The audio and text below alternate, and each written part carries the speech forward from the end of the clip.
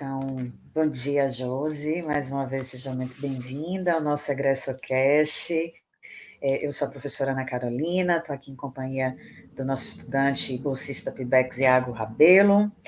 E aí eu já vou começar logo fazendo a nossa primeira pergunta, né?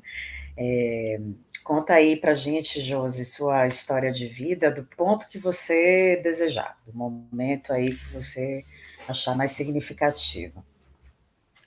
Oi, Ana, bom dia. Espero que vocês estejam me escutando bem. Eu que agradeço pelo convite seu e do professor Rafael. Agradeço a Iago pelo suporte, pelo apoio técnico.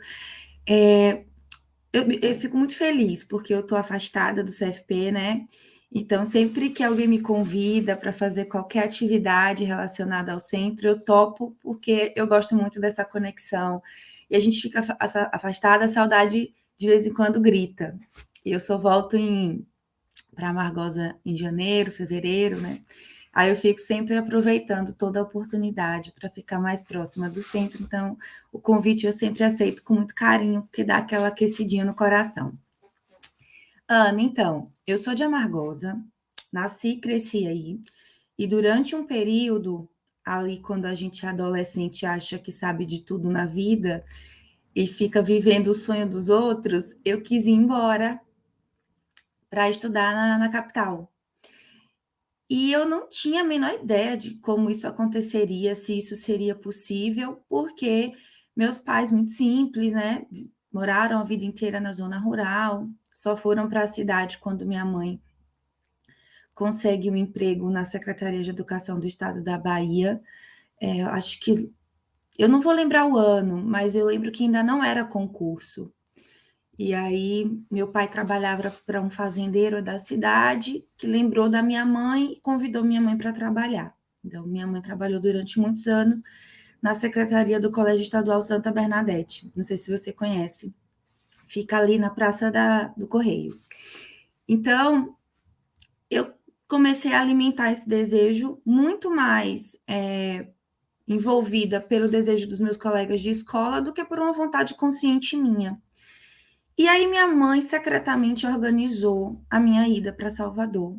E eu fui estudar no Colégio Estadual Tales de Azevedo, um colégio público estadual, mas que era um colégio referência.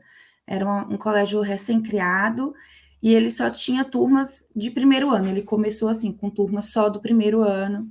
Aí quem perdeu de ano, né? Aí abriu as turmas de segundo e assim foi. Eu entrei no terceiro ano da escola, só tinha 3 turmas de primeiro ano. Aquela realidade para mim foi muito surpreendente, assustadora, mas também encantadora. E aí morei 6 anos, 7 em Salvador, não lembro. E aí eu nunca estudei filosofia assim na escola, aí em Amargosa. Eu só fui ter contato com a filosofia estudando em Salvador. E eu lembro que eu achava muito chato. Que a minha professora, ela era, nossa, mãe do céu.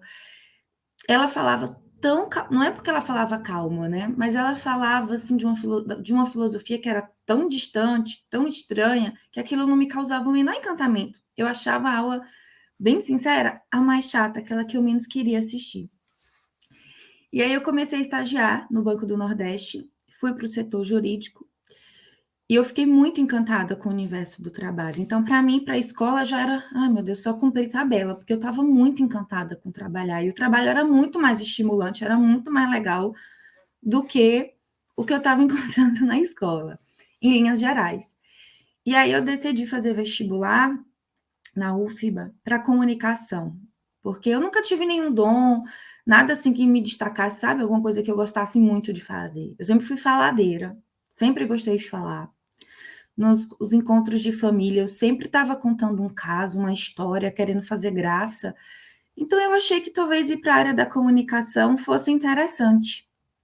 Só que eu já estava trabalhando e muito empenhada no meu movimento lá com o banco. E sendo bem sincera, eu não tive apoio de ninguém para fazer comunicação, porque meu irmão achava que eu devia fazer medicina para ter dinheiro. Quem trabalhava no banco comigo, eu trabalhava no jurídico, achava que eu devia fazer direito porque eu já estava na área. E eu dizia, não, eu quero fazer comunicação e tal. Então eu fui fazer Na verdade, eu fiquei perambulando alguns vestibulares, viu? Fiz o tal do direito, mas nesse vestibular eu acho até que eu dormi, não fiz direito à prova. E fui nessa e fiz comunicação. A primeira vez que eu fiz comunicação, eu passei na primeira fase. E na segunda, eu não consegui passar. Eu fiquei por 9 vagas, eram 40 na época. Isso me deixou bem para baixo e tal. Eu fui fazer cursinho. No cursinho, eu encontrei um professor de história que falou assim para mim: você devia fazer filosofia. Do nada ele falou isso para mim. E isso ficou lá guardado. E aí eu volto para Margosa em 2006 e presto vestibular para a UNEB, em Santo Antônio. E fui fazer letras com habilitação em língua inglesa, mesmo não tendo muito conhecimento da língua. Eu já tinha feito cursos e tal, mas eu não tinha domínio para conversa, para conversação em inglês. Mas eu estava muito apaixonada pela literatura inglesa e estava lendo muito. E aí eu fui fazer inglês. E lá eu encontrei o professor Nilo, que também, certa feita, no corredor me disse: você devia fazer filosofia. E acho que eu fiquei com aquilo ali, né? E aí fiz concurso para trabalhar na prefeitura de Amargosa, passei. Logo depois, o CFP vem para. Acho que o CFP já estava em Amargosa, já estava instalado numa escola ali perto da feira, emprestada do município, que foi a primeira sede do CFP, mas bem pequenininha, só funcionavam os cursos de matemática, física e pedagogia, se não me falha a memória. E aí, quando eles anunciam que vai chegar a licenciatura em filosofia, eu fiquei naquela, né? Eu falei, poxa, eu não gostava de filosofia na escola, mas Nilo, que eu super respeitava e admirava, falou aquilo para mim. O professor de história lá atrás falou também. Não vou precisar pegar a estrada todos os dias e acordar às 6 da manhã. Pode ser interessante. E aí, eu fiz o concurso para ser servidora do CFP em 2008. E iniciozinho de 2009, eu faço o último vestibular da UFBA para o curso de licenciatura em filosofia. E aí meio que casou. Eu passo no vestibular e passo também no concurso. Então, assim eu chego no Centro de Formação de Professores e no curso de filosofia. Era isso, Nossa, Ana? Desculpa, eu respondi. não, maravilha, maravilha, perfeito, perfeito.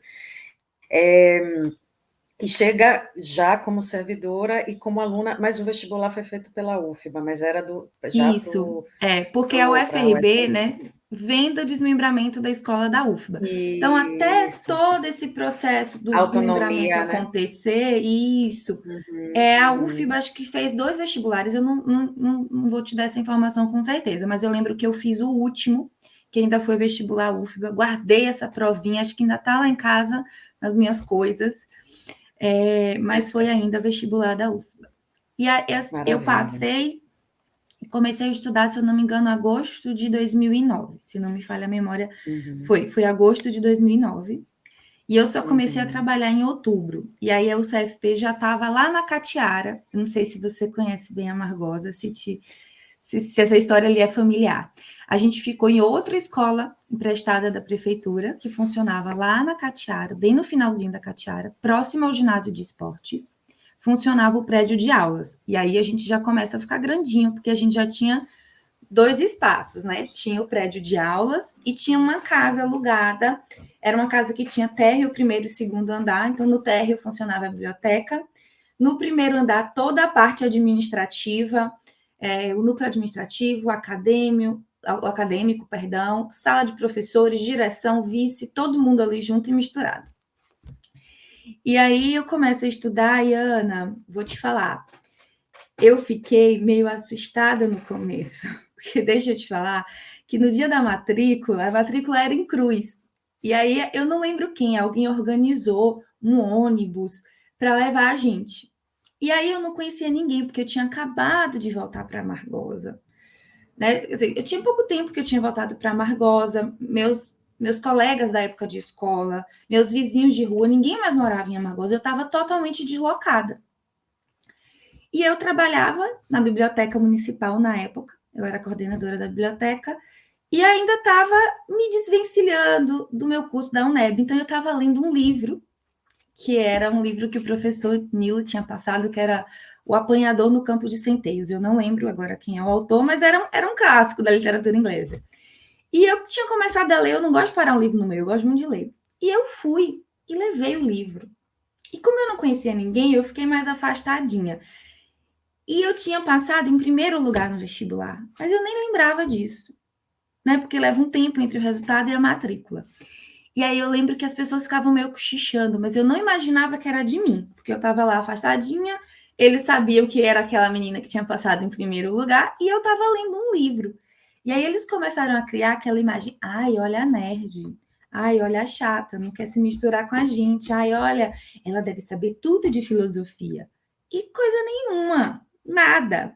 Quando as aulas começaram, Ana, tinha gente que teve um professor incrível de filosofia na escola, que já tinha um know-how imenso, que sabia o nome de um monte de gente, que sabia períodos da história, e eu não sabia nada, eu não sabia nem fazer a linha do tempo, sabe? Nem dizer assim, olha, a gente vai estudar os pré-socráticos, eu me perdia nesse rolê todo aí. E vi um monte de gente que já tinha uma experiência e um desejo mesmo latente de estudar filosofia. E eu não tinha isso. Eu falei, Deus, escolhi o curso errado. Vim para o lugar errado. Porque no frigir dos ovos, e aí eu vou te ser bem honesta, eu já estava trabalhando, né? Que para mim, esse movimento do trabalho, de ser independente financeiramente, falava muito mais alto do que a vida acadêmica. Eu não tinha ideia do que era a vida acadêmica. Eu não tinha ideia. Eu cheguei na UNEB, eu não sabia de nada. Eu não sabia o que era ter uma bolsa de estudos, eu não sabia o que era um projeto de pesquisa. Eu não sabia o que era extensão, não conhecia nada. Então, eu só vim ter noção do que era uma vida acadêmica muito real depois que eu me formei. Porque enquanto eu estou estudando no CFP, meu pai ficou doente, foi muito rápido. Ele teve um câncer e no processo de 100 dias a gente descobriu, meu pai piorou e faleceu. Logo em seguida eu engravido. Ó que louca, né? E aí, porque assim, eu sempre tive desejo de que meu pai conhecesse meu filho, que meu pai era um super avô, aquele avôzão que brinca com todo mundo, que leva os netos para passear. E aí eu engravido, foi uma gravidez super complicada, porque meu corpo ainda estava muito debilitado, né, por conta de todo o processo de acompanhar meu pai, viajar. E aí eu começo, óbvio, a faltar muito, eu faço disciplina em casa, atividade domiciliar por conta da amamentação. Eu volto para trabalhar. O CFP já está na sede que a gente conhece hoje. Então, assim, eu tendo que me adaptar ao sistema que já estava tendo, em meio institucional. Quando eu saía, a gente usava o pessoal. Então, era muita coisa para eu absorver. E a universidade, obviamente. Eu lembro que muitos trabalhos do primeiro semestre eu fiz numa lan house do lado do hospital, onde meu pai estava internado. E mandava para uma amiga minha, ela imprimia e entregava aos professores. Eu fiz muito esse movimento. Eu lembro de fazer trabalho empurrando o carrinho do meu filho. Então, eu digo que eu passei pelo curso, mas o curso não teve tempo de me atravessar, porque eu estava nesse processo todo aí que eu já te contei. E aí, Ana, o que acontece? Mas mesmo assim, eu tive experiências muito marcantes. Eu lembro, né? Que eu fiquei muito encantada com a filosofia, com a disciplina de contemporânea e moderna que eu fiz com Giovanna Tempo. E ali eu me senti muito afetada pela filosofia, né? Quando ela veio apresentar Foucault para a gente. Eu fiquei absolutamente encantada com Foucault. Depois, com a professora Giovanna Tempo, eu também tive uma experiência incrível. Quando ela apresenta para a gente Descartes, ela, né, acho que o TCC dela na graduação, ela estudou muito Descartes, e aí ela tinha um conhecimento incrível sobre, e aí o professor Gil Franco, que não está mais aí, ele já saiu faz um tempo, acho que quem veio para o lugar dele foi o professor Daniel, que também saiu recentemente, e Gil Franco era um cara incrível. Gil Franco, qualquer coisa que a gente dissesse, por mais tola que fosse, a gente percebia na aula, assim, ele parando para ouvir o que a gente estava falando, elaborar e trazer aquilo para a filosofia, aproximar a gente da filosofia. E depois o professor Emanuel, que foi meu orientador, que ele era simplesmente divertido, E era muito próximo da gente, do corpo discente, sabe? Ele sempre apoiou a gente, ele sempre dava aula de perspectivas outras. Então eu fui ali me encantando, mas nunca me aprofundei muito de dizer assim, ai, amei isso, gostei isso aqui, sabe? Não tive esse momento dentro do curso. E aí acontece uma coisa muito engraçada. Eu sempre gostei de cinema, muito, assim, enquanto telespectadora. Se você me perguntar de diretoras, não vou saber nada, mas eu sempre gostei da experiência de ver filme, muito. E aí eu dizia lá, assim, brincando, né? Antes, muito pequena ainda, sabe aquele sonho de infância? Depois que a gente não quer mais casar com Leonardo DiCaprio, depois que a gente não quer mais ser modelo, e depois que a gente não quer mais ser dona de banco, eu dizia que se um dia eu fosse estudar, eu ia estudar sobre cinema. E aí eu estava fazendo filosofia, eu falei, nossa, será que dá para estudar filosofia e cinema? E aí a professora Denise Magalhães, que já se aposentou, falou, Josi, tem uma palestra do Merleau-Ponty que ele vai conversar um pouquinho sobre cinema. E aí lá fui eu procurar essa palestra. Eu não lembro quem, alguém me falou assim, tem Deleuze. Só que ninguém na época no CFP estudava Deleuze. E acho que eu procurei na biblioteca, se eu não me engano, tinha. Eu não lembro se era o livro sobre imagens, sobre o tempo. Eu nem lembro o nome dos livros agora. E aí eu falei, nossa, não tem ninguém com Deleuze para me ajudar. Eu vou no Merleau-Ponty. E na biblioteca tinha muita coisa, muita. E aí eu comecei a pensar nesse movimento da filosofia e do cinema. A professora Denise sai de licença. Eu falei, nossa, e agora? Aí o professor Emanuel foi lá na minha sala, isso eu trabalhando, né? Porque tinha esse movimento de eu trabalhar e estudar no mesmo espaço e às vezes as coisas confundiam. E aí ele chega, Josi, eu não conheço profundamente o Merleau-Ponty, mas já fiz um curso na UFBA com o professor, cara, que eu vou esquecer o nome agora. Eu tenho um material muito bom em casa. Vamos, vou te orientar. Eu falei, pô, professor, que incrível, vamos. E o mais legal, nesse curso que ele fez, esse professor que falha a minha não lembrar o nome dele agora. Ele tinha a íntegra. Será que foi o Lourenço Leite? Não, era alguma coisa com M. Eu não vou lembrar, mas Mauro. É Mauro? Mauro Castelo Branco. Acho que foi Mauro. Professor Emanuel, se o senhor ouvir depois nosso bate-papo, me corrija se eu estiver errada. Isso e aí a gente edita. Isso a gente edita, né? Era um material, Ana, assim, sabe, material impresso, no velho esquema do que a gente faz? Então, Emanuel tinha todos os textos encadernados. Então, era muita coisa. E ele tinha a íntegra dessa palestra que Merleau-Ponty havia proferido sobre cinema, que era sobre percepção em cinema. E eu nunca tinha lido ela inteira, porque na internet a gente não achava. Então, ela tinha sido publicada no Brasil como anexo em um livro, e aí o professor tinha utilizado esse material na aula dele.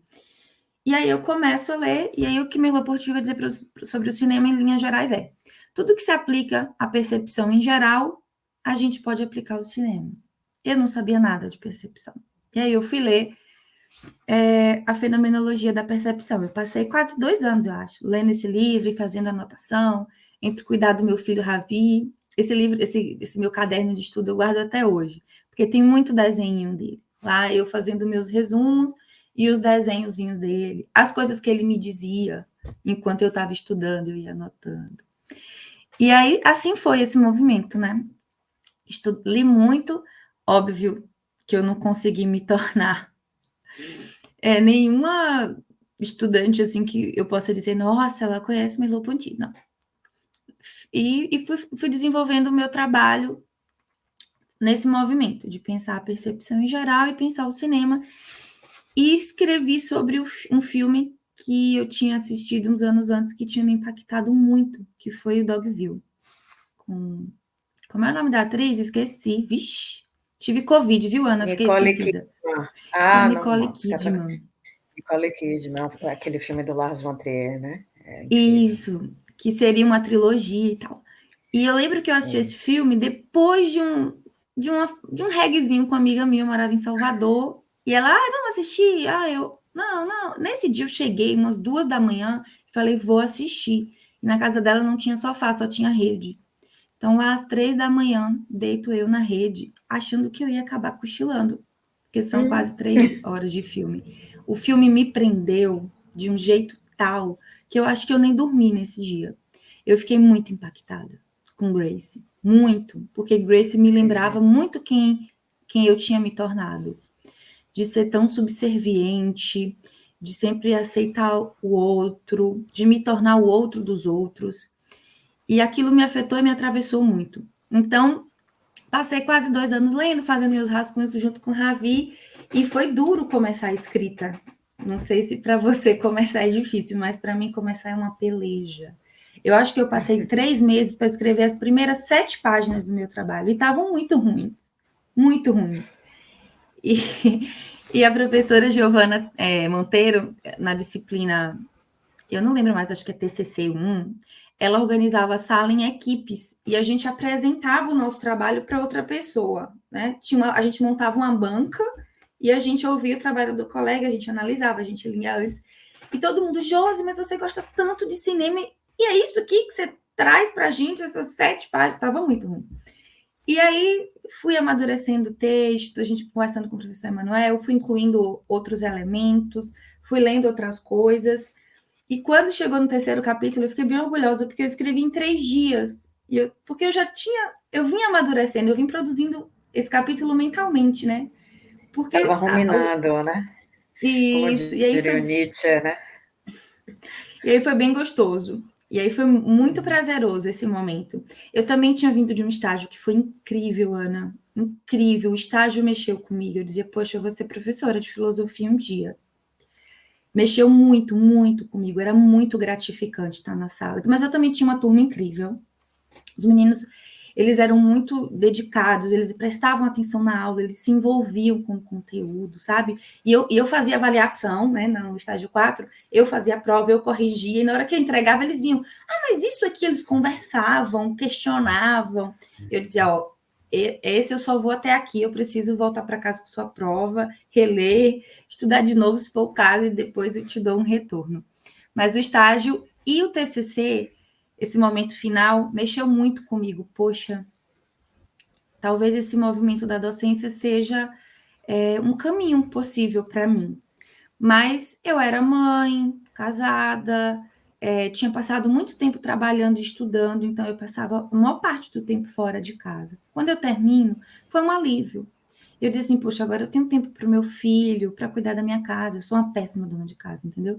Mas eu queria ter aquele momento de ficar mais ali, cuidando das minhas coisas, e me distanciei muito da filosofia, da universidade de maneira geral. E aí o que acontece? Que eu sempre trabalhei no CFP no núcleo administrativo, sempre. Fui chefe do núcleo em alguns momentos, e isso demandava de mim muito tempo, porque eu sou muito comprometida com as coisas que eu faço, principalmente com o meu trabalho.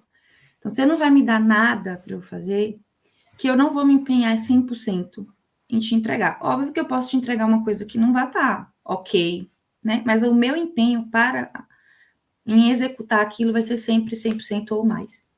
E aquilo começou a me consumir muito. E aí, por questões diversas, eu saio do setor administrativo e vou para o acadêmico. Eu não tinha a menor ideia. Lembra que eu te falei que eu não tinha a menor ideia do que era a vida acadêmica?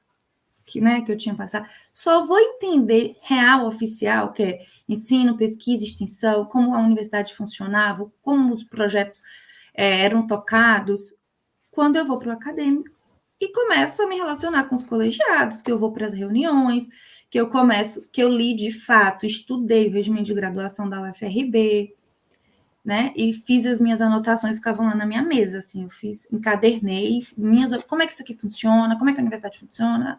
E foi aí que eu passei, nossa, o mestrado, é esse movimento aqui que a gente faz para chegar no mestrado. Por que é importante para um mestrado, sabe? Foi aí que eu vim entender o que era uma vida acadêmica, mas já estava me sentindo velha e cansada. O CFP não tinha pós-graduação. Aí, na região de Amargosa, a gente também não tem nenhum programa de pós-graduação em filosofia. E eu achava muito difícil para mim começar do zero em outra área. Eu já tinha passado meio capenga na minha graduação. Eu ir buscar uma outra área, eu achava mais difícil ainda. Só que aí, em 2019, eu acabo me separando E, né, a separação sempre é um processo difícil, né? Você tem que viver o luto também do final do seu casamento. E minha irmã falou assim, Josi, vai passar um tempo em Vitória da Conquista. Minhas sobrinhas moram aqui, elas estudam aqui. Ravi já conhece a cidade, ele gosta muito de vir para cá. Às vezes que Ravi viajava sem mim, era sempre para vir para cá, para Conquista. Eu falei, ai, não sei se eu vou, não é? Aí entrei com um pedido de sessão no CFP para vir cedida para a UFBA aqui, de Vitória da Conquista. E consegui. Nesse meio tempo, uma amiga de trabalho, Cris, querida, um beijo, Cris.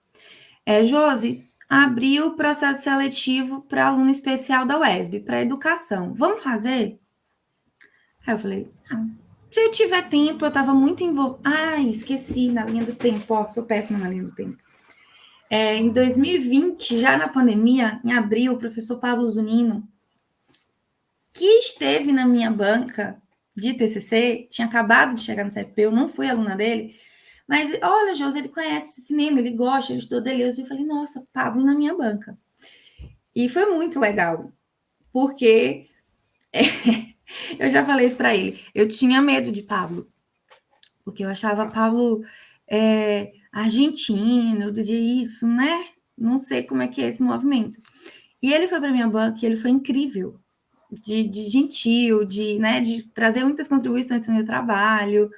Só que ele, argentino, ele fala rápido, e às vezes eu não entendi o que ele estava falando. Estava lembrando disso ontem. E eu anotava correndo as coisas para responder, e depois eu já tinha esquecido o que eu tinha anotado, e eu já tinha esquecido o que eu ia responder.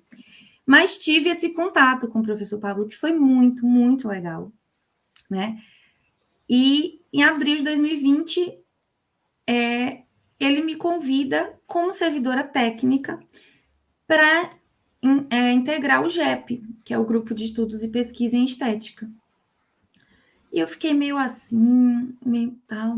Mas ele falou, olha, Josi, você vem como técnica, você é ex-aluna, você já estudou cinema, né? Quem sabe quando você entrar no mestrado, você não continua no grupo como pesquisadora? Ana, aquilo foi assim, agradeço a Pablo super, muito, em todo lugar que eu vou por esse convite. Porque foi uma virada de chave incrível. Quando eu entrei no grupo, eles estavam se preparando para iniciar a leitura de Kafka por uma literatura menor, do Deleuze e do Guattari. E eles estavam fazendo as leituras de alguns artigos, um foi de Nilson Diniz e o outro da Cíntia Vieira, e eu não entendia nada. Eu li os textos, mas eu ia para fazer aquela ata, para, né, fazer o registro de como tinha sido o encontro. E comecei a me envolver com as leituras, e comecei a pesquisar, e comecei a gostar. E aí, em outubro daquele mesmo ano, a gente estava no movimento do segundo Encontro Internacional de Estética. Eu não lembro agora se foi o segundo encontro de estética, primeiro internacional, mas enfim. E também com a exposição virtual que surgiu nesse movimento aí. E Pablo falou, Josi, organiza essa exposição. Eu dei umas ideias, ele falou, então pronto, vai, faz.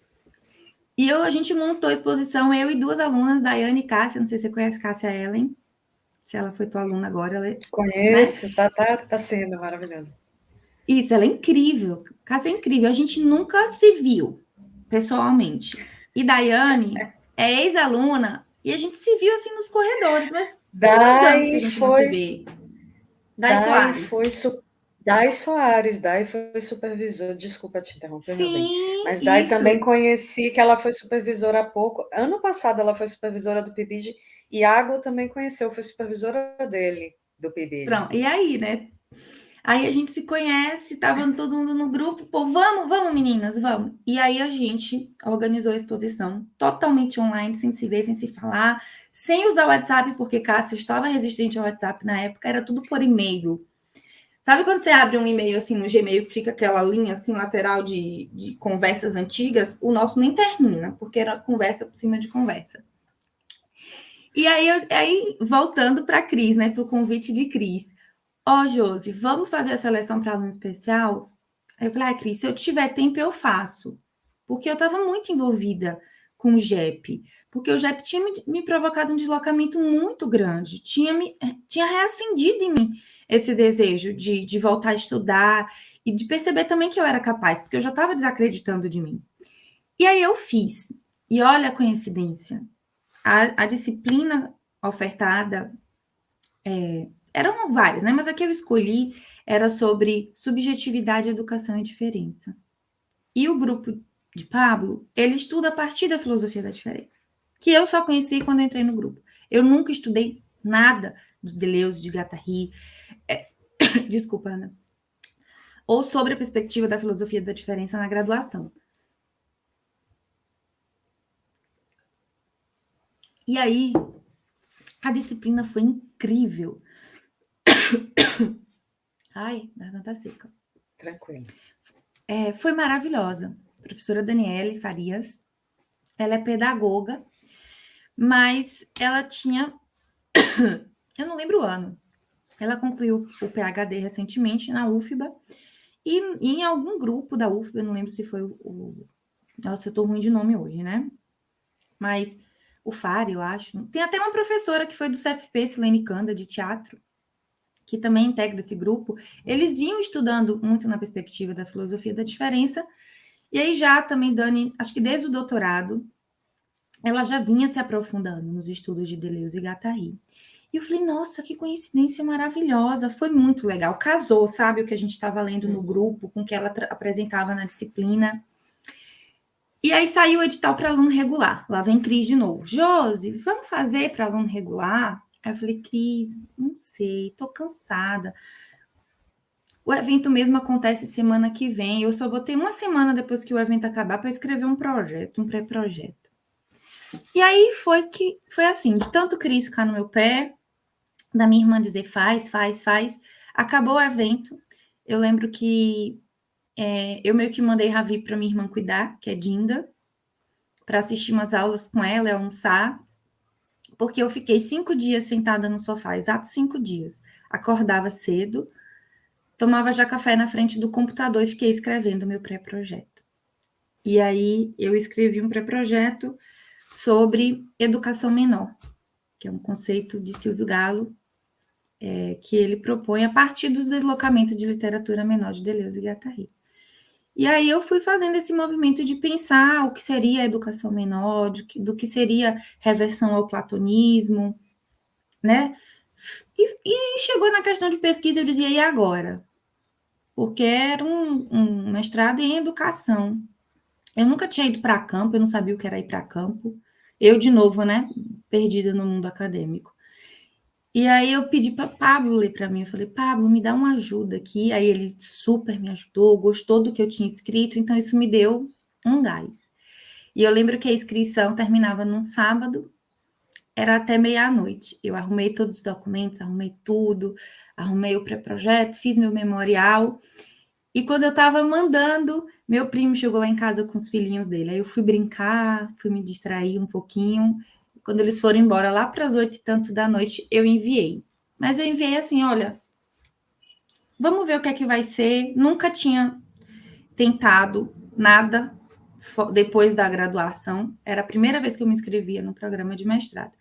E aí eu fui aprovada na primeira fase, que era a análise do Lattes, e meu Lattes era só trabalho praticamente, coisinha ou outra que eu tinha feito. O JEP tinha dado uma engordadinha, né? Porque a gente tinha acabado de fazer um evento e tal, deu uma engordadinha ali no meu Lattes, mas não tinha quase nada. E depois a entrevista, para a entrevista de novo. Eu, Pablo, pelo amor de Deus, o que é que acontece nessa entrevista?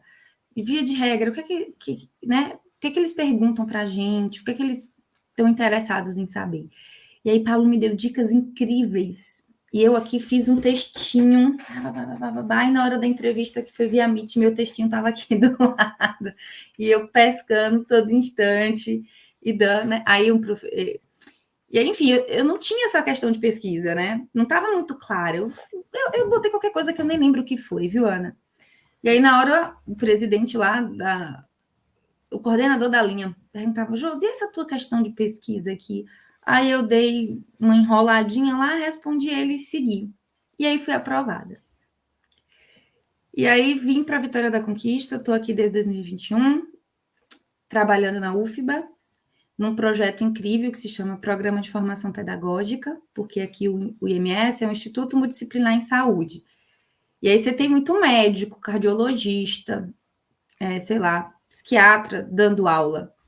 E aí o projeto é nessa perspectiva de ter essa formação bem a grosso modo, tá? Didática, né? De como é que quem está formado apenas na área de saúde, nunca teve nenhuma disciplina sobre como é ensino, como é estar em sala de aula, né? Pode conduzir as suas atividades aqui na UFBA. Foi um projeto incrível, conheci pessoas incríveis. Foi muito legal o que a gente desenvolveu nesse tempo.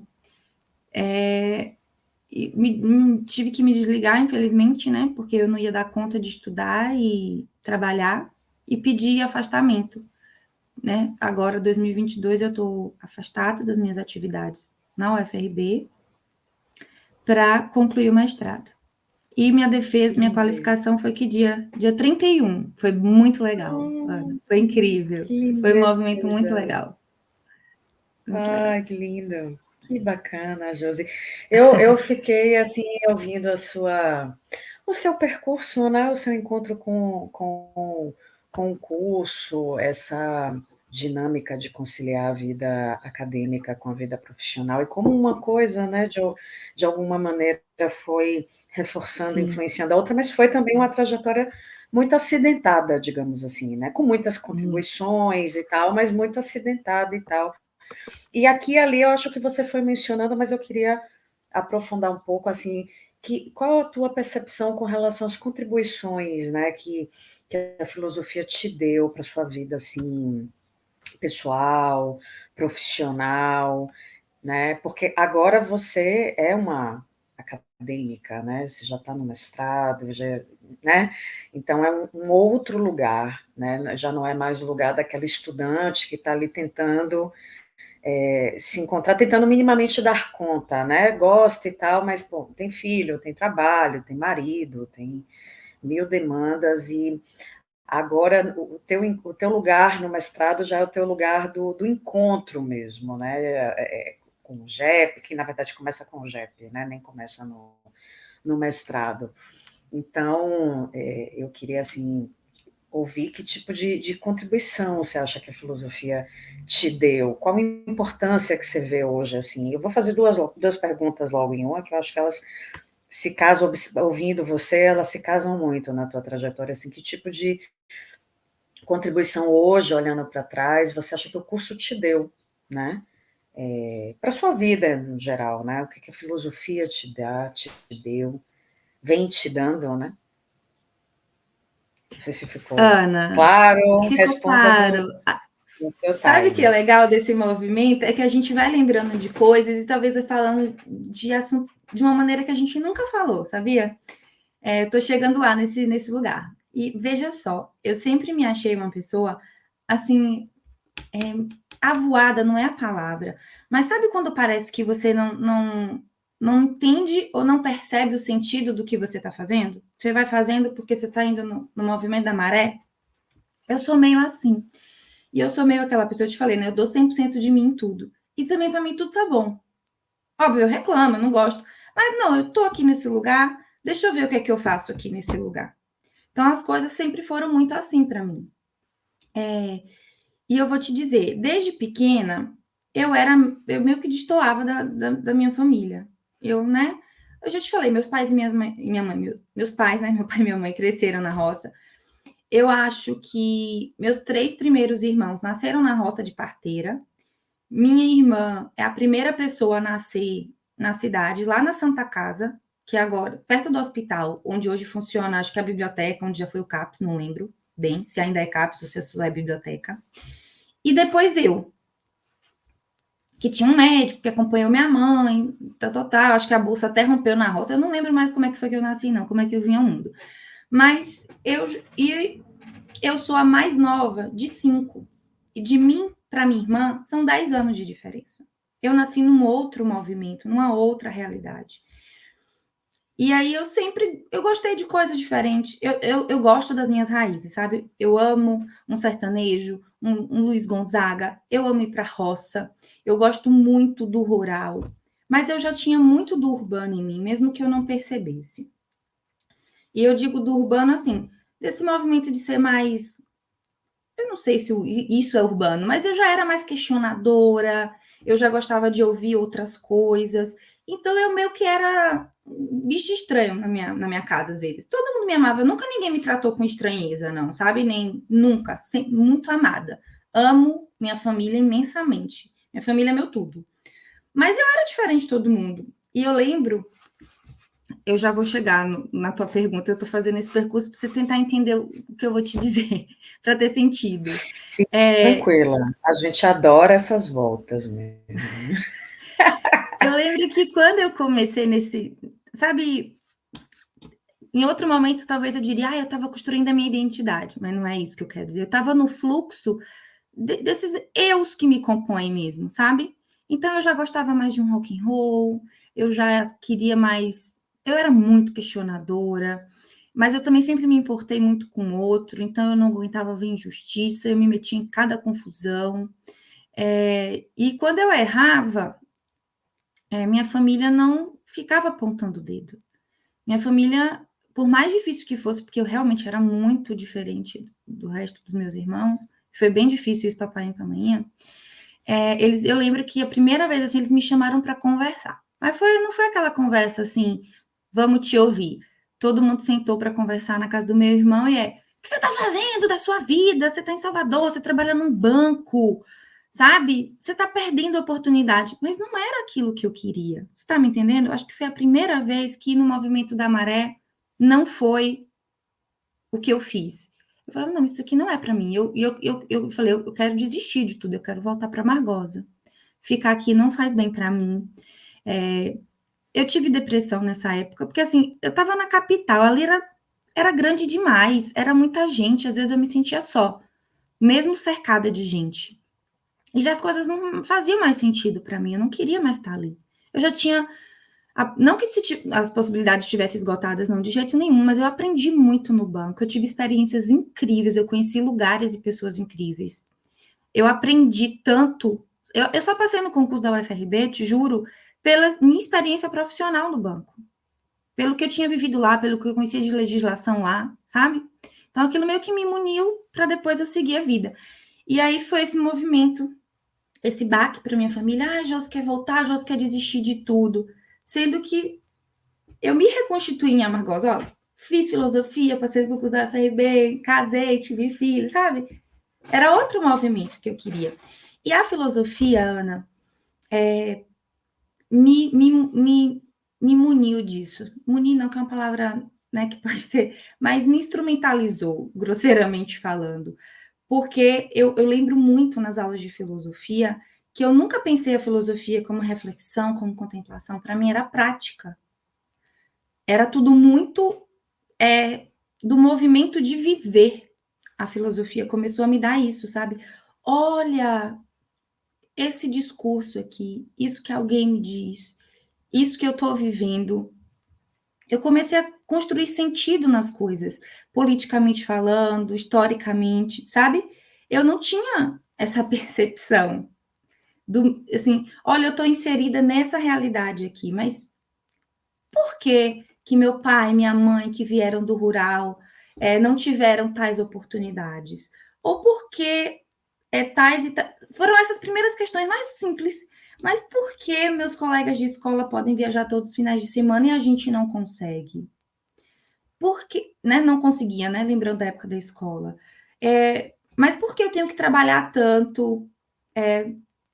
Às vezes mais horas até do que uma outra pessoa, e ela vai receber muito mais do que eu. Foram essas primeiras questões simples do cotidiano que né, a filosofia começou a mexer comigo, foi dessa forma. E aí o meu jeito de ver o mundo foi sendo modificado, foi sendo ampliado, na verdade, sabe? Mas eu não vou dizer não, eu continuo vivendo o meu fantástico mundo de Bob. Você lembra desse desenho? Passava no SBT?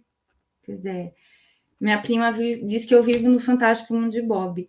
E acho que vivo sim, também não quero sair dele, não. Porque eu não matei Josi criança, ainda bem. Josi criança segue comigo, né, nessa coisa de acreditar. E aí, Ana, eu sempre achei que eu estava deslocada do mundo, porque eu dizia, meu Deus do céu, nesse mundo a gente não pode acreditar mais nas pessoas, né? A gente não acredita mais no outro, a gente não acredita no mundo, é tudo muito pessimista. E, de algum modo, o encontro com Deleuze e com Guattari, com a filosofia da diferença, foi me restituindo, foi me afastando desse pessimismo para dizer, olha, a vida ela é uma potência afirmativa. É necessário que a gente acredite no outro. Não acreditar tolo, achando, né? Não, entendendo a realidade que a gente está inserida, das dificuldades, de que a gente vive, nem gosto da palavra sistema, mas a gente vive um movimento de uma máquina que vai nos subjetivar, que vai querer imprimir força e um poder sobre os nossos corpos, sobre os nossos desejos. E isso foi tão libertador, isso não me aprisionava mais como antes, isso foi me libertando, sabe? Isso foi me fez enxergar outras possibilidades, fez com que eu me reconectasse comigo de novo, não aqui na ideia de uma identidade, sabe? Mas de que eu posso continuar sendo a Josi do Fantástico Mundo de Bob, eu posso ser Josi mãe, filha, irmã, tia, porque eu gosto de ser tudo isso ao mesmo tempo. Posso sim ser Josi estudante, pesquisadora e acreditar na potência afirmativa da vida, né? E acreditar no mundo e acreditar nas pessoas. A filosofia realmente me imbuiu de novo desse acreditar. Isso para mim é o que é o mais importante. E me ajudou muito a vencer o luto de ter que entender que aquele amor que a gente acredita que existe quando a gente é jovem é para a vida inteira, né? E que não é, e que a gente ama de outras formas e que o amor também se refaz, né? Enfim, a filosofia, eu não vou dizer que é tudo, mas nesse momento agora eu acho que é tudo. Foi esse movimento de ter conhecido a filosofia, de ter estudado, de ter permitido que meus professores, meus colegas fossem companheiros de caminhada e fossem, né, compondo comigo o que a gente vai sendo todo dia. Não o que a gente é, mas o que a gente vai potencialmente sendo. Então, a filosofia, para mim, hoje é tudo. Eu diria tudo hoje. Eita, que lindeza, que bonito. E eu diria, me diga se eu estou viajando, né, interpretando errado, mas eu diria que ela te deu muitos elementos rumo a uma emancipação mesmo, né, Sim. Josi? Emancipação intelectual, afetiva, essa autonomia, né, esse ser dona de si, né, entender o seu contexto, suas escolhas nesse contexto, os atravessamentos que se dão, isso é bonito, é uma contribuição muito bonita mesmo, viu? Que Sim. bonito te ouvir. Você falou do seu encontro com a pesquisa, etc., mas você não falou o que é que você está pesquisando agora. Queria que você comentasse um pouco sobre seu tema, sua questão de pesquisa, se tiver alguma coisa aí que você tenha esquecido de como se deu esse encontro, né? Porque você falou do GEP, das contribuições do professor Pablo, do convite da tua amiga Cris, né, para uma disciplina que estava ali sintonizada com os teus anseios, né, mas também que estava sendo discutido no grupo, etc. Mas, assim, eu queria te ouvir sobre o que é que você está pesquisando, né? Quais são os rumos que você está dando para a tua pesquisa e, enfim, trazer aí os acréscimos que você julgar importantes nesse encontro com o seu tema, né? De pesquisa. Ana, minha pesquisa é tudo isso que eu te falei. Sério mesmo, é tudo isso. Tá tudo lá. Minhas idas para a roça, a minha família, tá tudo lá. Mas nesse encontro que acontece quando eu chego no CFP. Eu estou estudando o CFP. E eu vou te dizer, para mim, a questão de pesquisa ainda me pega até hoje, viu? Porque são muitas questões, né? Qual foi o movimento, Ana? Quando eu estudei quando eu li o livro do professor Silvio Galo, Deleuze e Educação, em que ele vai efetivamente, né, apresentar esse conceito de educação menor de forma mais alargada, porque ele já tinha feito isso em alguns artigos anteriores, né? Mas aí ele se dedica à escrita de um livro e que vai versar sobre essa temática. E eu já percebendo o CFP relacionado com a minha própria história de vida de uma outra maneira, eu falei, gente, o CFP é um espaço menor. Aí eu fiquei com isso na cabeça, né? Porque para mim, durante todo o tempo que eu tive no CFP, seja como aluna, seja como servidora, o CFP para mim era muito mais um meio de subsistência. Era essa minha independência financeira. Eu não observava, te juro, eu estava cega, olhinho fechado, para tudo o que o CFP podia ser. para o que o CFP era, inclusive para as pessoas. Porque, veja, Ana, eu estudei em Salvador, eu queria fazer UFBA, eu estudei UNEB. Bem ou mal, eu fiz um curso de letras em inglês. E eu vou te dizer, lá na UNEB, todo mundo achava que quem fazia letras com inglês era mais rico, tinha uma, né, tinha uma condição financeira melhor. Tanto que quando o pessoal da UNEB soube que eu fazia letras, todo mundo ficou chocado, porque eu ia para a faculdade de chinelo, de bem do meu estilo, de calça folgada, cheio de colar no pescoço, se eu tivesse 200 colares, numa época eu botava 200 colares no pescoço, miçanga, texto, tudo misturado. E aí eles diziam, não, a gente achou que você fazia história, você não combina a honestidade, né, com o curso de letras em inglês. Eu dizia, não, gente, mas eu faço letras com inglês. E era um choque para as pessoas. E aí, eu tinha colega naquela realidade que já tinha carro. Eu falava, meu Deus, surreal. Ela já ganhou um carro do pai porque está na universidade. Para mim, aquilo era muito surreal, né? Muito surreal. Minha mãe me ajudava a pagar o transporte para me levar e me trazer, que era uma van. Imagina uma menina ter um carro. Então, eu nunca me apercebi que o CFP estava acolhendo não apenas minorias históricos, sociais e culturais, mas estava fazendo um momento de resistência, porque o CFP estava deslocando, e essa é a minha ideia de pesquisa, o perfil do estudante universitário. O CFP estava deslocando o território mesmo de onde a educação se faz, porque a Margosa entra por último no projeto de criação da UFRB, né? Por último, que eu digo assim, daqueles 5 primeiros centros, tá? Do primeiro movimento lá do CEP. Porque outros centros já estavam previstos, mas a Margosa não ia entrar nesse movimento. A Margosa entra por uma mobilização popular. A sociedade civil se organiza com pequenos grupos políticos, coleta 14 mil assinaturas, e a minha não está lá, porque eu estava lá em Salvador. Mas minha irmã assinou, minhas sobrinhas, meu pai, minha mãe. Então, o CFP vem para a Margosa com esse movimento. E eu nunca tinha percebido a grandeza disso. De você dizer para um aluno da zona rural, olha, você pode sair da sua escola, que era uma escola multisseriada, inclusive uma escola que minha mãe lutou muito para colocar uma escola rural lá no terreno nosso, na roça, porque não tinha escola lá, porque minha mãe não pôde estudar numa escola quando ela era pequena. A escola mais próxima que tinha, eles tinham que andar pra caramba. É uma escola que fica ali perto do Vale das Águas. Não sei se você conhece. Tem uma escola ali do outro Eu não lado. conheço a escola, eu conheço ali o vale, mas vou procurar Um ver. pouquinho antes da Conhecer essa. entrada, você vai ver um prédio à direita. É uma escola rural. Eu não lembro bem se foi meus pais, se foi meus tios, alguém estudou lá. Naquele movimento assim de, poxa, às vezes a gente vai descalço porque o sapato que a gente tem é para sair.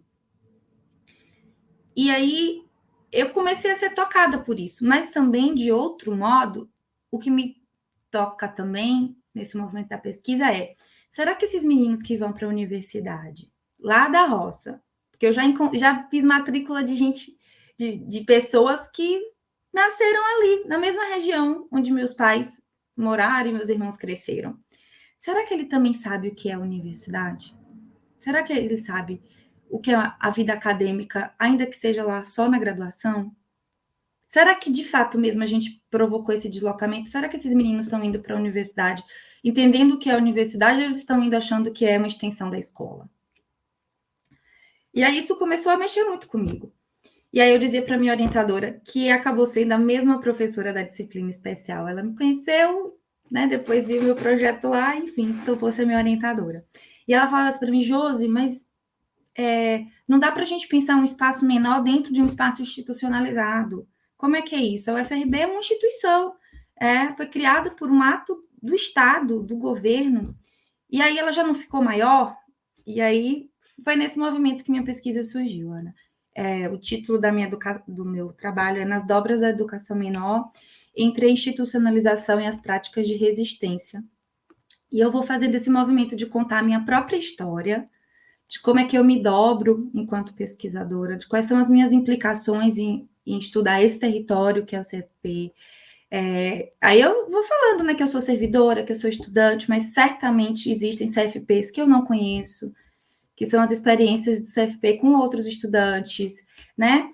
E o que também me marcava muito era tem um trecho de uma revista de 2008 que foi organizada pelo então professor Fábio Josué, hoje reitor, com o professor Luiz Godinho, que acho que hoje está no CAL, mas era do CFP, e tem um trecho que me marcou muito, que era assim, o CFP no começo tinha 9 professores, 3 cursos, e recebia professores de todas as regiões do país.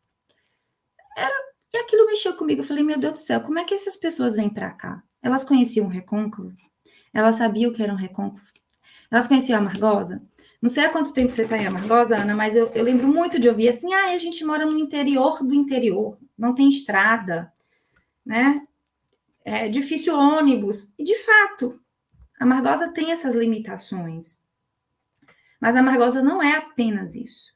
A Amargosa não é só isso.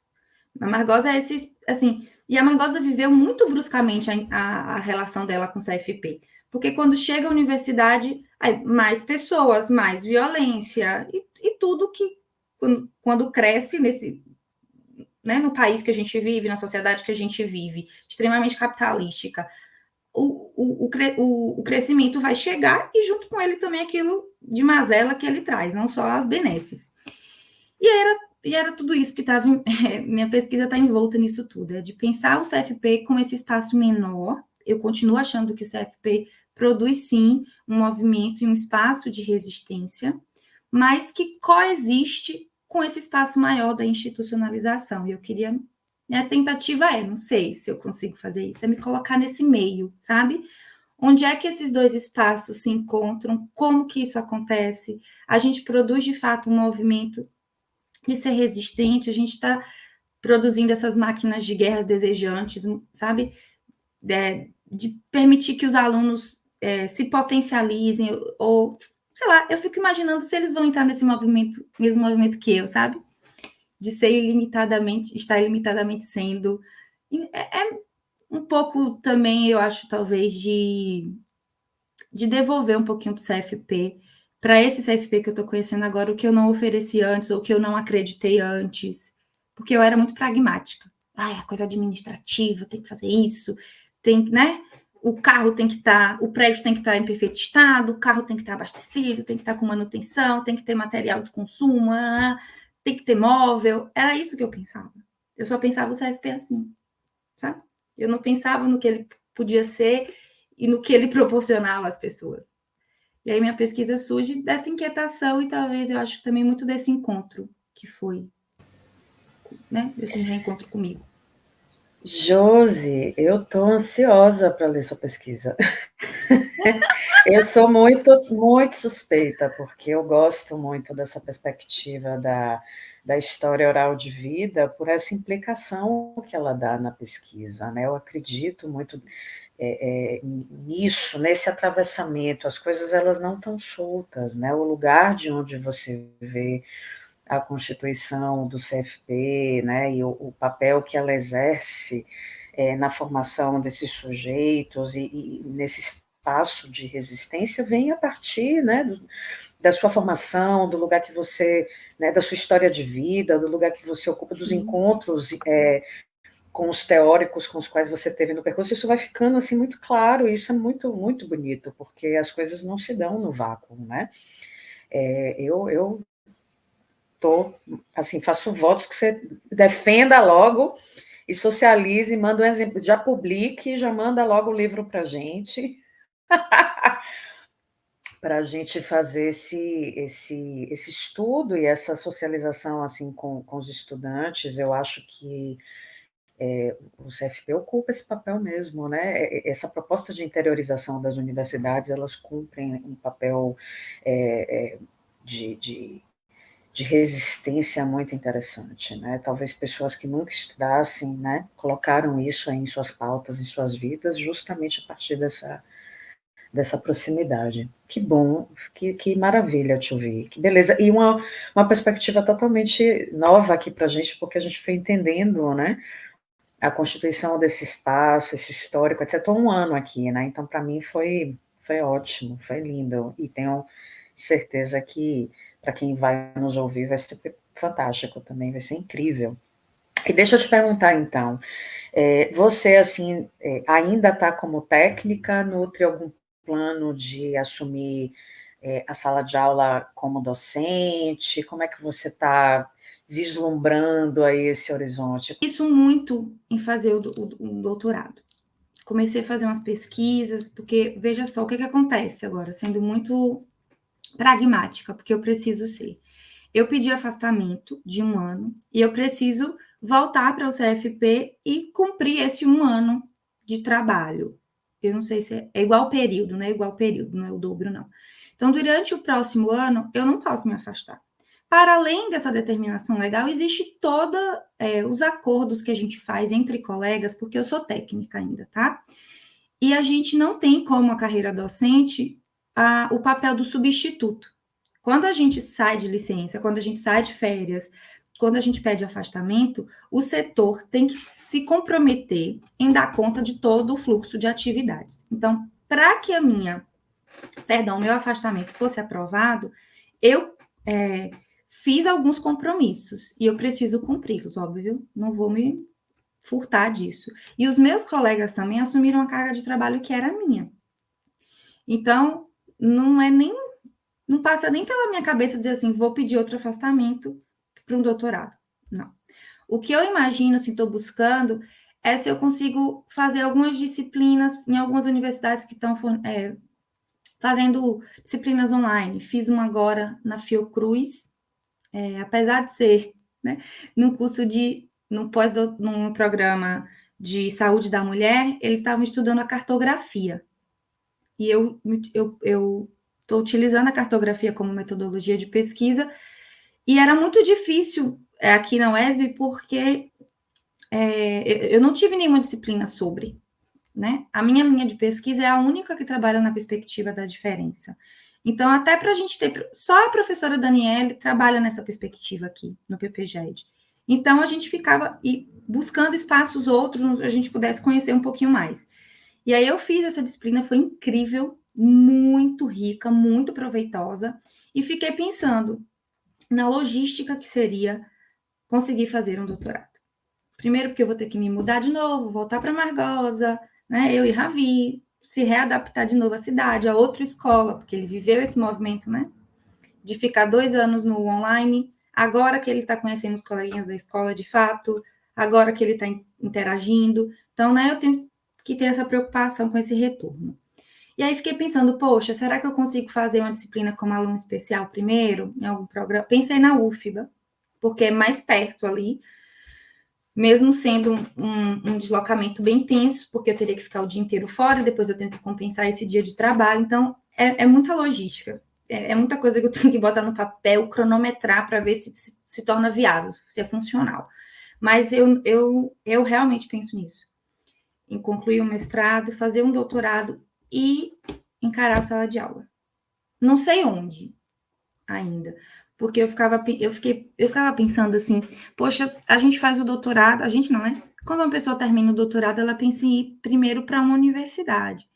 Acho que por uma série de fatores, né? Talvez o plano de carreira seja mais interessante, porque é também gostoso você dizer, poxa, eu sou professor universitário, porque talvez também você possa movimentar as pessoas em sentidos outros, mas eu fiquei pensando, poxa, e o ensino médio?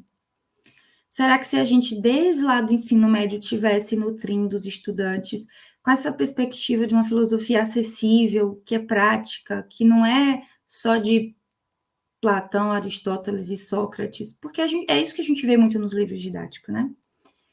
Meu filho está no 6º ano e eu peguei o livro de filosofia de Ravi e eu falei, meu Deus do céu, o que é isso aqui?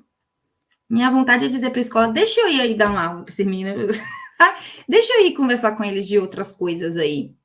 Porque o livro é muito quadrado, muito fechado, né? E aí, talvez, por isso que talvez seja a mesma filosofia que eu estudei lá no ensino médio, que eu dizia, não gosto, entendeu? Mas eu tenho vontade, sim, de fazer o doutorado, mas eu tenho que entender eu tenho que acolher com carinho todas essas limitações que eu tenho. Mas não é uma coisa que não vou deixar adormecer, não, Ana. Ah, que bom, que bom, que bom. Eu faço votos que você consiga, porque vai ser É muito bacana, né, quando a gente tem colegas que trazem essa contribuição desde outros lugares, né, pensando o fazer, o pensar, o produzir filosofia fora, né, de uma certa caixinha, né, de um certo horizonte, né? Eu acho bem bacana. Eu concordo inteiramente com o que você estava falando aí a respeito do livro Entre mesmo, que você caia na docência junto conosco, porque vai ser bem bacana mesmo, bem legal, bem bacana. Josi, então, além da defesa, você comentou um pouco do doutorado, que tem planos, então já dá um spoiler aí para gente. Do que você está pensando, assim, já porque eu acho que depois da qualificação a gente já tem meio que delineado a defesa e o que vem a seguir, né? Assim, em termos de pesquisa, de produção. Você já tem mais ou menos isso? Está querendo planejar? O que é que você está pensando academicamente, assim, no doutorado em fazer? Eu já estou dando como certo, porque eu acho que você vai fazer sim, talvez não imediatamente. Ah, depois que a gente é picada por esse bichinho, minha filha, tem jeito, vai fazer, vai ficar inquieta aí até fazer. E aí eu queria saber assim, se você já tem mais ou menos alguns caminhos, alguns horizontes, enfim. Ou se a ideia é também um pouco ruminar mais o mestrado, porque isso também acontece, né? Amadurecer alguns aspectos, sair ali publicando, divulgando, trocando ideias a respeito do que fez e depois tomar fôlego para fazer, enfim, como é que você está pensando a esse horizonte acadêmico daqui para frente? Ana, vou ser bem honesta com você, tá? Quando eu gosto muito de escrever, sempre gostei muito de escrever. Óbvio que você escrever uma dissertação não é igual você escrever um poeminha quando você tem 15 anos. E aí esse processo de escrever, de corrigir e tal, no começo para mim foi duro, mas depois foi muito gostoso, foi um fluxo muito legal. As coisas foram se casando no texto, veio muito legal. Só que eu sou muito ansiosa. Então, o que foi que eu fiz? Eu falei, até a qualificação, porque eu entreguei meu texto dia 28 de abril. Minha qualificação foi 31 de maio. Eu vou respirar aqui e não vou ficar pensando em mestrado. Assim, vou terminar aquilo que eu comecei. A gente está organizando um livro sobre o estado da arte, que aqui no programa a gente tem que fazer, e como eu não usei na minha dissertação, e um monte de gente não usou, a gente falou, poxa, vamos arrumar, vamos conversar com nossos orientadores, vamos publicar um e-book para isso não ficar perdido? Então, a gente está nesse movimento de organizar esse livro, e eu estava concluindo o trabalho dessa disciplina que eu te falei, da Fiocruz. Aí também fiquei doente e falei, vou parar, vou qualificar e depois eu penso no resto. E aí, o que é que eu penso? Eu ainda tenho que ir para campo, porque eu vou para campo, vou fazer um encontro com algumas pessoas do CFP e eu vou depois pedir que essas pessoas me escrevam uma carta. Eu não vou fazer entrevista, não vou usar questionário, porque eu queria ouvir pela escrita, essa é a minha ideia. E porque tem a ideia das cartas em Kafka, né? A gente leu esse livro, Kafka por uma educação menor, Kafka por uma literatura menor. Eu sempre gostei de escrever cartas, e um dia minha orientadora falou, Josi, você vai trabalhar com uma cartografia, por que você não pensa numa cartografia? E aí isso ficou em mim, e eu estou nesse movimento agora de me preocupar. Poxa, será que as pessoas vão topar participar da minha pesquisa? Será que eu consigo fazer um encontro presencial? Porque inicialmente eu pensei online, mas eu estou indo para Margosa, será que eu consigo? Porque eu acho que a gente está lá no espaço do CFP, né? Fazer esse encontro lá, eu acho que tem outro sentido. E comecei agora, te juro, a pensar no movimento do doutorado. Aí eu fui olhar na UFBA, tomei meio que um banho de água fria, porque são 3 linhas na UFBA, e se eu não me falha a memória, é uma sobre filosofia e teoria social, fenomenologia e hermenêutica, e a outra é sobre filosofia, linguagem e alguma coisa. Então, nenhuma delas vai casar com o movimento do que eu estou ouvindo, né? Que eu pensei inicialmente, poxa, talvez eu possa continuar trabalhando com Deleuze e Guattari, porque eles têm outras obras, outros textos, outros trabalhos, tem tanta coisa ali dentro. E aí eu comecei a olhar o Lattes dos professores, eu vi que ninguém trabalha com Deleuze, certo? Que eu só olhei 10, ainda tem mais 30 para eu olhar. E aí eu tô nesse movimento, entendeu? Ó, realmente eu não sei, assim, ó, vou pro doutorado, vou como? Não sei. Eu sei que eu quero ir, e vou ficar agora no movimento de fazer pesquisa, sabe? Tenho que terminar meu texto para defender. E aí também não sei o que é que se desenrola depois disso, né? Como que eu chego no doutorado. Não sei ainda como, né? Até porque se soubesse estava tudo easy. Mas eu tô nesse movimento de pesquisar mesmo, de conhecer os programas, de conhecer as linhas, quem são os professores, até porque se não for na UFBA, agora eu não consigo ir para lugar nenhum. Então, eu só tenho a UFBA de possibilidade. Né? Até entrei em contato com uma colega, ex-egressa daqui, que está fazendo doutorado. Ex-egressa, não, que louca. Egressa do CFP. Luíse Queiroz, ela é professora da UNEB atualmente. Ela fez o mestrado dela na UFES e está fazendo o doutorado lá na UFBA, na linha 2, que é sobre teoria social. Ela pesquisa a questão do afrofuturismo, alguma coisa nesse sentido. E aí já comecei, né? Chamei ela para um papo ontem, pô, Luiz, como é que as coisas funcionam na UFBA? Você acha que é possível? Ela falou, Josi, são 3 linhas apenas, mas essas linhas abarcam muita coisa. Olha com calma, que talvez você consiga alguma coisa que te interesse. Mas, por hora, estou só nesse movimento mesmo. Mapeando, né? A gente faz cartografando. A gente faz votos, Josi, que você encontre, que a sua pesquisa não pare. Mas, enquanto isso, também a gente fica aí ansioso pela publicação da sua pesquisa de mestrado, que eu acho que vai ser bem legal, bem bacana mesmo. Quando eu concluir, avisa para a gente te chamar para fazer uma palestra aqui com os nossos estudantes, viu? Sim, com certeza, vai ser ótimo. Vamos fazer um café filosófico, falar com o Gel, vai ser maravilhoso. Meu bem, você quer falar alguma coisa, fazer alguma consideração? Iago, que tem alguma pergunta? A gente já pode, para mim, por mim, já pode ir se encaminhando para o fim. Não sei se Iago está aí nos ouvindo. Você pode escrever aqui no chat se tiver. Está ouvindo. Tranquilo, diz que não tem. Você quer fazer alguma consideração final, Josi? Deixar assim, ó. Se não, tudo bem também, tá tudo ótimo. Ana, eu queria agradecer primeiro pelo convite, pela gentileza aqui do nosso papo. Você é extremamente agradável, eu não te conhecia, né? Super receptiva, calorosa, né? De novo, dá aquela esquentadinha no coração que eu falei cedo, né? Da saudade do CFP. Você fez muito isso aqui comigo hoje. Obrigada pelas palavras, pelo incentivo. E acho que é isso, em linhas gerais, e dizer da ideia super bacana, né, do bate-papo com os egressos, porque às vezes a gente sai do curso e se desvincula mesmo, esquece, né, às vezes vai logo trabalhar, entra logo em campo e esquece o movimento dessa conexão com o espaço de onde a gente saiu da graduação. Para mim, isso tem sido muito gostoso. Gosto de reavivar isso. É aquilo que eu disse lá no início, né? Sempre que eu tenho oportunidade, eu venho. Me convidando, eu venho. Josi.